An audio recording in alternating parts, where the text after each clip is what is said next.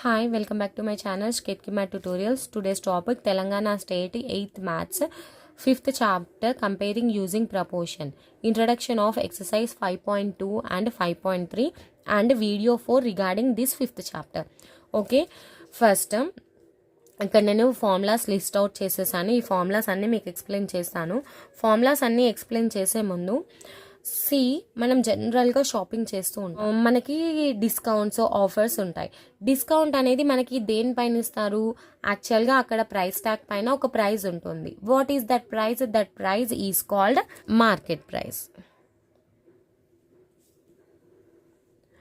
That is nothing but మనము market ప్రైస్ని MP అని use చేస్తాం షార్ట్కట్గా మన ఎక్సర్సైజ్లో.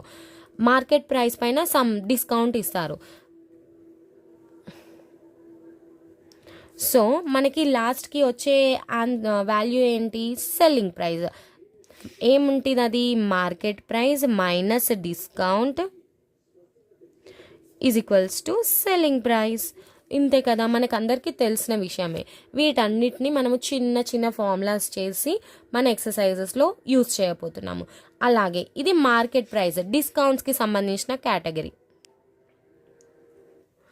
ఓకే, డిస్కౌంట్స్కి సంబంధించి ఇలా ఉంటుంది ప్రైస్ అండ్ సెల్లింగ్ ప్రైస్. అంటే ఏంటో చూద్దాము. కాస్ట్ ప్రైస్ అంటే ఏంటి? సపోజ్ ఒక పెన్సిల్ ఉంది. ఆ పెన్సిల్ని నేను 10 రూపీస్కి కొంటాను. That is called cost price. Cost price అంటే ఏంటి? The amount with which we have purchased an article. Article అంటే ఏదైనా ఒక ఐటమ్. ఏదైనా ఒక ఐటమ్ని మనం ఎంత అమౌంట్కి అయితే కొంటామో that is called cost price. What is selling price? The amount to which we are selling the article. అంటే ఎంత ప్రైస్కి అయితే మనము ఆర్టికల్ను ఆర్ ఐటమ్ని అమ్ముతామో that is called selling price. Short cut CP and SP మనం యూజ్ చేస్తాం. కాస్ట్ ప్రైస్ అంటే ఏంటి? Price we purchased. Selling price, price we sold it. Okay, ఇప్పుడు cost price less than selling price ఉందనుకోండి. జనరల్గా మనము 10 రూపీస్కి కొన్నామనుకోండి, సమ్ 12 or 13 రూపీస్కి అమ్మాలనుకుంటాము, కానీ తక్కువకైతే అమ్మాం కదా. That means cost price less than selling price ఉందనుకోండి, మనకి ఏమొస్తుంది? ప్రాఫిట్, లాభం. సపోజ్ ఇన్ సమ్ కేసెస్ మనము కాస్ట్ ప్రైస్ కంటే సెల్లింగ్ ప్రైజే తక్కువ ఉంటుంది. అంటే cost price is greater than selling price, అంటే లాస్కి అమ్ముతామన్నమాట. అదే పెన్సిల్ నేను 10కి కొని 7కి అమ్మాను అనుకోండి, నాకు 3 రూపీస్ లాస్ కదా. That is nothing but loss. మనకి ప్రాఫిట్ ఎప్పుడు వస్తుంది? Cost price is less than selling price. Loss ఎప్పుడు వస్తుంది? Cost price is greater than selling price. Okay, ఈ ఫార్ములాస్ మనకి ఇంపార్టెంట్. మనం ప్రాఫిట్ కనుక్కోమంటే ఏం చేస్తాము? ఇక్కడ చూడండి formulas. Profit or gain is equals to selling price minus cost price. CP is equals to cost price, SP is equals to selling price, profit and loss. Loss is equals to cost price minus selling price. Okay, profit loss మీకు అమౌంట్స్లో అడిగారంటే డైరెక్ట్గా ఈ formulas choose చేస్తారు. అదే percentage అడిగారనుకోండి, profit percentage. How we are going to compare percentage? Percentage first original వాల్యూకి మనం దేన్నైతే కంపేర్ చేయాలనుకున్నామో దాన్ని న్యూమరేటర్లో వేస్తాము. మనం దేన్ని కంపేర్ చేయాలనుకుంటున్నాము? ప్రాఫిట్ని దేంతో కంపేర్ చేస్తాము? మనం కాస్ట్ ప్రైస్తో కంపేర్ చేస్తాము. So profit by cost price into 100, that is nothing but profit percentage. Same అదే ఫార్ములా చూడండి, profit by cost price into 100. So you are going to get the profit percent of given article or an item. లేదా ఇప్పుడు మీకు profit ఇవ్వలేదు, selling price cost price ఇచ్చారు, profit and profit percentage రెండు కనుక్కోమన్నా. What are you going to do? Profit అంటే ఏంటి మనకు తెలుసు కదా, selling price minus cost price అని అదే రాసేసేయండి. By CP, that is nothing but cost price into 100. Similarly loss, we are going to compare loss with cost price. So loss by cost price into 100. లేదు, loss మీకు amount డైరెక్ట్గా ఇవ్వలేదు, cost price and selling price ఇచ్చారనుకోండి, loss formula మనకు తెలుసు కదా, cost price minus selling price. So cost price minus selling price by cost price into 100. These are the formulas, some basic formulas and important regarding this chapter exercise 5.2. Next profit ఉంది. Profit ఇచ్చినప్పుడు మీరు selling price ఎలా కనుక్కుంటారు? ప్రాఫిట్లో మీరు selling price ఎలా కనుక్కుంటారు? మీకు profit percentage ఇచ్చారు, అలాగే cost price ఇచ్చారు. So what is the formula for selling price? 100 plus profit percent by 100 into cost price. ఇప్పుడు కాస్ట్ ప్రైస్ కావాలంటే ఈ టర్మ్ మొత్తాన్ని మనం LHS తీసుకెళ్ళిపోవాలి.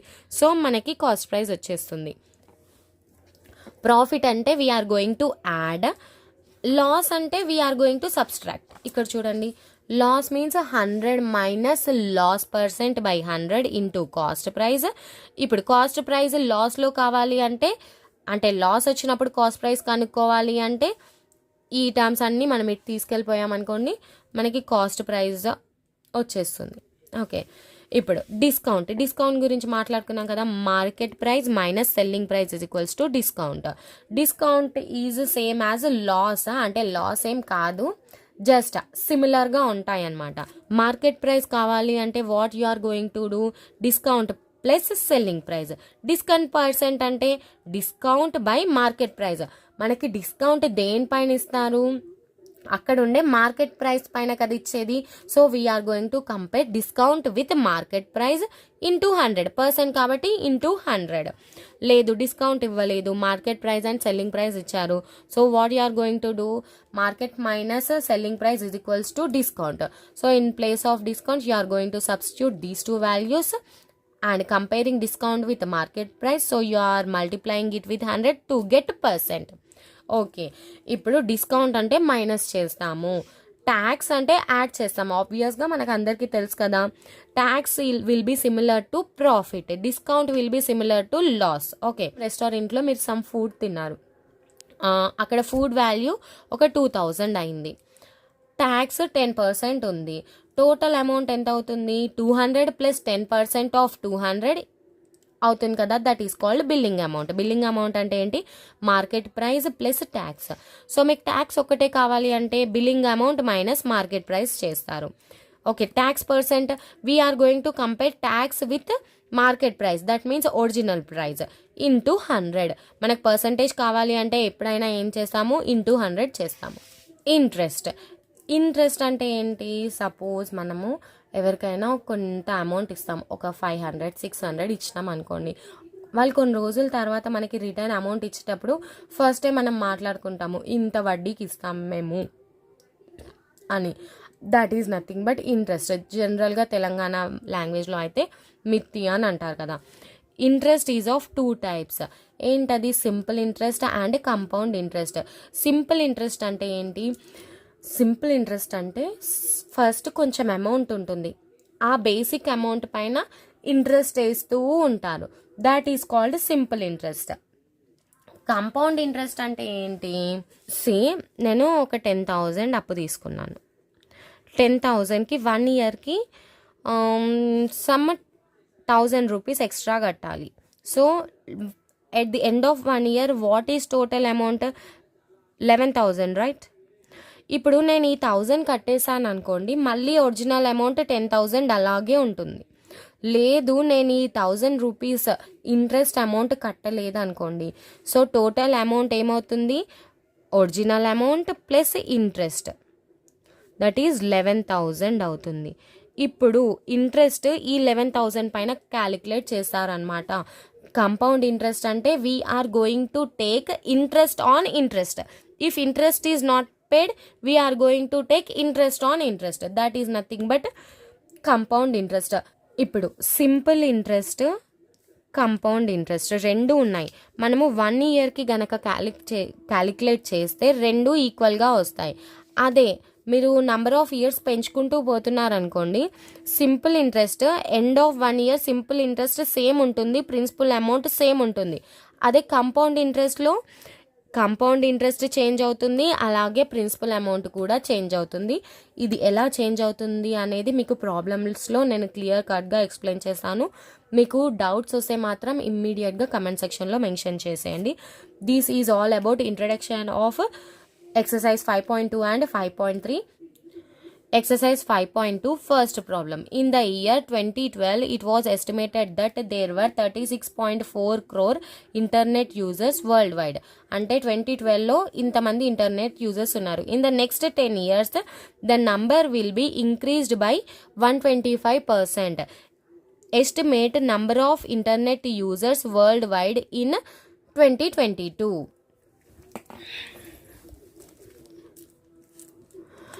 అంటే ఇక్కడ చూడండి 2012లో ఇంత 36.4 crores ఉన్నారు. 2022లో ఎంతమంది ఉన్నారు? ఇంక్రీజ్ ఇన్ పర్సెంటేజ్ ఎంత? 125% ఇంక్రీజ్ అయిందంట. ఇక్కడ మీరు జాగ్రత్తగా గుర్తుపెట్టుకోవాల్సిన విషయం ఏంటంటే ఇంక్రీజ్డ్ బై 125% అన్నారు కదా, అంటే 125% ఇంక్రీజ్ అయినట్టు. యాక్చువల్గా ఉండేది 100%. 100% ప్లస్ 125% అన్నమాట. టోటల్గా 225%. Increased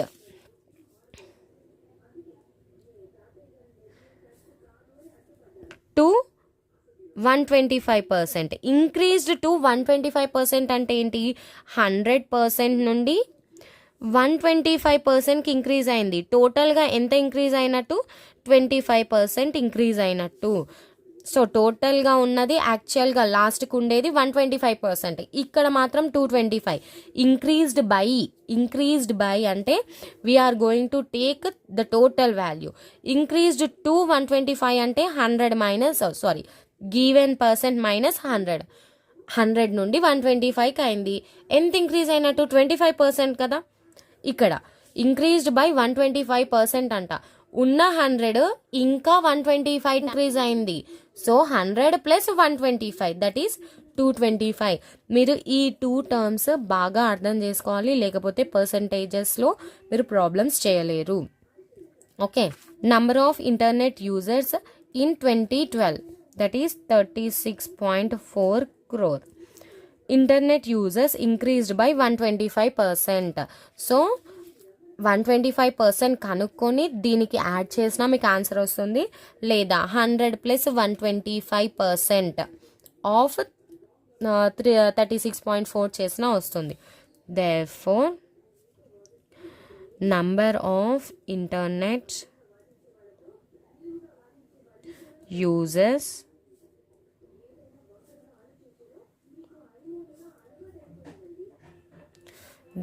number of internet users worldwide in 2022 is equals to number of users in 2012 plus 125% of 2012. Okay, so first 125% of 2012 కనుక్కుందామా? అలా అవసరం లేదు. ఎలా కనుక్కుంటాం చూడండి. 100% ప్లస్ 125%. 125% ఇంక్రీజ్ అయింది కదా of 36.4. 100 plus 125 225% of 36.4 that is equals to 225 by percent means by 100 into 36.4. 25 4s 25 9s. Okay, that equals to 9 by 4 into 36.4. 4 9s 0.1 that equals to 9 into 9.1. That equals to 9 1s 9, 9 9s 81. 81.9 crores. 2022లో number of internet users అన్ని 81.9 crores. Therefore, number of internet users in 2022 is equals to 81.9 crores. లేదు మీరు 25% of 36.4 చేసి 100 plus అది చేశారనుకోండి, మీకు answer wrong వస్తుంది. అలా అయితే 25% ఇంక్రీజ్ అయినట్టు. మనకి ఇచ్చింది 125% ఇంక్రీజ్ అయిందని. Next problem. An owner increases rent of his house by 5% at the end of each year. If currently its rent is 2500 per month, how much will be the rent after 2 years? 1 year కోసారి rent ఎంత increase చేస్తున్నారంట? 5% increase చేస్తున్నారంట. Present rent 2500 అయితే 2 years తర్వాత rent ఎంత అవుతుంది అని అడుగుతున్నాను. Given rent of house is 2500. House rent is increased at the rate of 5% per year. Rent of house at end of first year end వరకు ఎంత వస్తుంది? 5% ఇంక్రీజ్ చేస్తారు. So 105% of 2500. This is the rent of house at the end of first year. మీరు కావాలంటే ఇక్కడే calculate చేసుకోవచ్చు. నేను ఎండింగ్లో ఒకేసారి క్యాలిక్యులేట్ చేద్దామని ఇక్కడ వదిలేశాను. ఇప్పుడు ఎండ్ ఆఫ్ ఫస్ట్ ఇయర్లో ఇంత ఇంక్రీజ్ అయింది. మళ్ళీ సెకండ్ ఇయర్ అయిపోయే టైంకి ఈ దానిపైన కదా ఇంక్రీజ్ చేసేది. So rent of house at end of second year is equals to 105% of rent of house at end of first year. What is rent of house at end of first year? 105% of 2500. So ఇలా రాసుకోవడం మీకు రావాలి.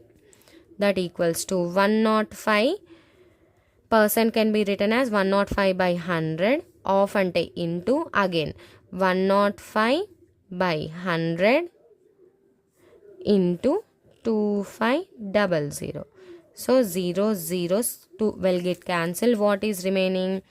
105/100 into 105 into 25. 25 ones, 25 fours. So 105 into 105 ఎంత వస్తుంది మనకి? 11025 వస్తుంది by 4. 4 2s are 8, 3 is remaining, 4 7s are 28, 2 is remaining, 4 5s are 20, 2 is remaining, 4 6 are 24, 1 is remaining. So point ఎంత ఇక్కడ చూడండి. మీకు ఇక్కడ క్యాన్సిలేషన్ అర్థం కాకపోతే డివిజన్ చేయండి. 11025. ఇక్కడ ఆన్సర్ మాత్రం ఎంత వస్తుంది? 28 వస్తుంది. 4 2s are 8, 3 4 7s are 28, 2 22, 4 5s are 20, 2 5 4 6 are 24, 1 point పెట్టేసాం కదా ఇక్కడ 0, 4 2s are 8. సో 2 మళ్ళీ 2 మిగులుతుంది. 4 5s are 20. That equals to 2756.25. Rent of house at end of second year.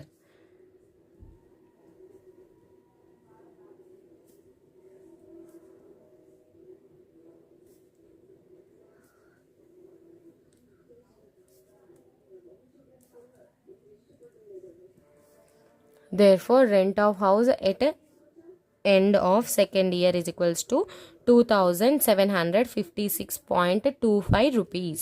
Next, third problem. On Monday, value of a company share was rupees 7.5. Price increased by 6% on Tuesday. ఉన్న వాల్యూకి 6% increase అయింది Tuesday రోజు. So value of share on Tuesday will be 106% of 7.50. Okay. Given value of share on Monday rupees 7.50. Value of share increased by 6% on Tuesday. That is equals to 106. Increase అయింది కదా 100 + 6. 106% of original value that is 7.50. మీరు 0 రాయకున్నా ఏం అవ్వదు.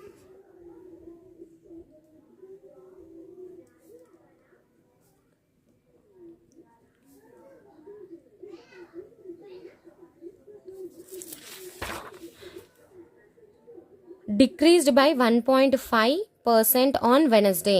అంటే Tuesday రోజు ఉన్న వాల్యూకి 1.5% తగ్గిందంట. So 1.5% తగ్గిందంటే value of share decreased by 1.5% on Wednesday. That is equals to 98.5% of. Wednesday రోజు ఏ వాల్యూకి తగ్గుతుంది? ట్యూస్డే రోజు ఉన్న వాల్యూకి తగ్గుతుంది. ట్యూస్డే రోజు ఎంత ఉంది? ఇంత. So 106% of 7.5. Next, decreased by 2% on Thursday. Value of share decreased by 2% on Thursday. 2% A వాల్యూకి decrease అవుతుంది? వెనస్డే రోజున్న వాల్యూకి డిక్రీజ్ అవుతుంది. That is equals to 98% of Wednesdays value.